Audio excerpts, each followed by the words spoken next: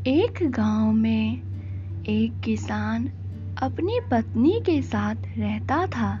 किसान बहुत ही सुखी पूर्वक और खुशी खुशी अपना जीवन व्यतीत करता था।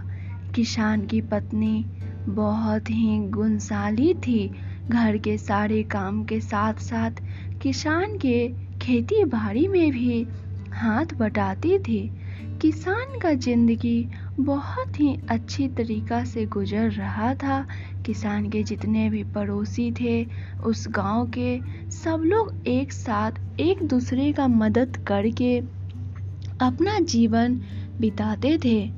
लेकिन एक दिन सब गांव वालों ने देखा कि यह किसान बहुत ही मेहनत और लगन से अपना फसल उगाता है। यह तो बहुत ही अच्छी बात है। यह सब वह लोग बात कर ही रहे थे कि तभी वहाँ पे शहर के एक बहुत बड़े व्यापारी आए। व्यापारी ने सबका अनाज देखा और सबसे अच्छा उसे किसान का अनाज लगा। उसने किसान के सारे अनाज को खरीद लिया और वहाँ से चला गया। यह सब गांव वाले को बिल्कुल भी पसंद नहीं आया कि हम सबका भी फसल इतना अच्छा था, लेकिन फिर भी इन लोगों ने हमारे नहीं लिए और इस किसान का ले लिया। अब हमें इस किसान से कोई मतलब नहीं है। उस दिन से ही सारे गांव वाले उस किसान से बोली चाली बंद कर दिए। एक दिन बहुत ही भयंकर तूफान आया। चारों तरफ बारिश ही बारिश होने लगा। सबने अपने अपने अनाज को घर में छुपा लिया और अपने अपने खेत में जो भी अनाज बचे हुए थे उसे भी काट करके घर ले आया। जिस दिन धूप निकलता था सब अपने अपने छत पर अनाज को सुखाते थे और उसे बोरी में डाल देते थे। लेकिन बेचारा किसान, ना तो उसके पास छत था और ना ही उसके पास घर के इतने बड़े आंगन थे जिसमें कि वह अपने अनाज को सुखा सके।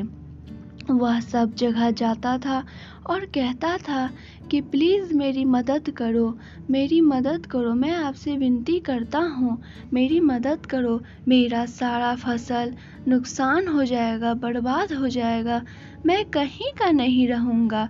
किसान पे फिर भी किसी को दया नहीं आता था और वह सब उसे धिक्कार करके वहाँ से भगा देते थे। किसान की पत्नी को समझ नहीं आ रहा था कि वह अपने पति का यह समस्या को कैसे हल करेगी।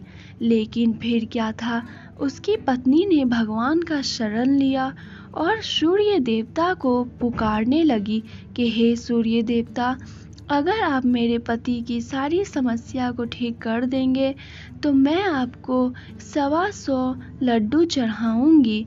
इस तरह से मैं आज से आपका व्रत करती हूँ और 7 सूर्य व्रत मैं करूँगी। 7 रविवार तक मैं आपका व्रत रखूँगी और आपको मेरे पति का सारा दुख दर्द को दूर करना होगा। ऐसे करके किसान की पत्नी बहुत ही मन से सूर्य भगवान का व्रत करने लगी। रविवार के दिन भगवान को गुहार लगाती थी कि हे भगवान, मेरे पति के सारे दुख को हर लो। इस तरह से एक दिन सूर्य भगवान किसान की पत्नी से बहुत प्रसन्न हो गए और देखते ही देखते किसान का जितना भी अनाज था वह बेचारा अपने घर के बाहर रख देता था। एक ही बोरी में रहा किसान के फसल में छोटे छोटे नन्हे नन्हे पौधे निकल गए थे। किसान यह बात देख करके किसान ने सोचा कि क्यों ना इस सारे फसल को मैं फिर से अपने खेत में डाल दूं। इससे जो भी बड़े बड़े फसल निकलेंगे मुझे अनाज मिल जाएगा और जो भी बर्बाद होना है वह तो होकर ही रहेगा। किसान के घर का एक समस्या था कि उसके घर के कुछ ही दूरी पर धूप निकलता था। उसके घर में हमेशा छाया ही रहता था। किसान इस तरह से सोच करके अपने फसल के बोरी को ले करके अपने खेत में जा करके सारे फसल को अपने खेत में डाल दी। लेकिन आश्चर्यजनक यह बात है कि किसान के घर में तो धूप नहीं निकलता है, लेकिन उसके खेत में गांव वालों से सबसे अधिक धूप निकलती है। उस दिन बहुत ही कड़ा धूप निकला और किसान के खेत में एक बहुत बड़ा चमत्कार हुआ कि उसके जितने भी अनाज बर्बाद हुए थे उन सब से एक नन्हे नन्हे पौधे ने जन्म लिया और पूरा खेत हरियाली ही हरियाली से भर गया।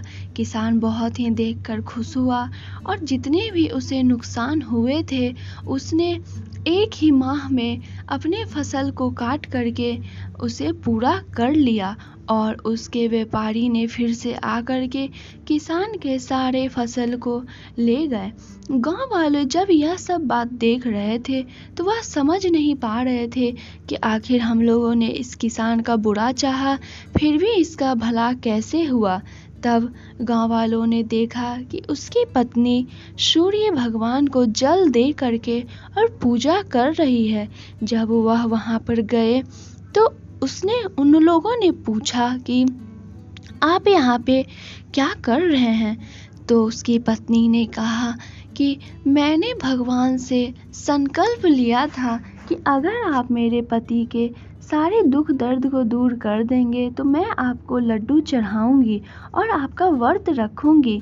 भगवान ने मेरी कृपा सुन ली और मेरे पति का सारा दुख दूर कर दिया। मैं सूर्य भगवान का उद्यापन कर रही हूँ। उद्यापन में मैंने जैसा प्रण लिया था कि मैं 125 लड्डू चढ़ाऊंगी तो वह मैं कर रही हूँ। सूर्य भगवान का व्रत करने समय कुछ ना कुछ प्रण लेना चाहिए कि भगवान को मैं यह चीज़ दूंगी जिससे भगवान प्रसन्न होते हैं और हमारे ऊपर हमेशा अपनी कृपा बनाए रखते हैं। इस तरह से गांव वालों को बुद्धि आ गया था कि हाँ, हम लोगों ने बहुत ही गलत किया किसान के साथ। फिर से सब लोग खुशी खुशी रहने लगे और एक दूसरे के साथ मतभेद और भाव ना करते हुए एक दूसरे के साथ प्रेम पूर्वक रहने लगे। अब किसान की खेत हमेशा हरी भरी रहती थी और उसे अगर धूप की जरूरत पड़ती थी तो गांव वाले उसकी मदद करते थे। धीरे धीरे किसान ने अपना खुद का घर बना लिया और उस पे एक बड़ी सी छत भी बनाई जिस पे वह तो फसल सुखाता ही है और साथ में गांव वालों को भी देता है सुखाने के लिए। भगवान सूर्य देवता ने जैसे उन पे कृपा की है वैसे ही इस कथा को सुनने वालों पे भी करे। दोस्तों, आज का कथा यही था। मैं उम्मीद करूंगी आपको मेरा कथा पसंद आया होगा। चलिए दोस्तों, मिलती हूँ अगले कथा में। तब तक के लिए आपका बहुत बहुत दिल से धन्यवाद।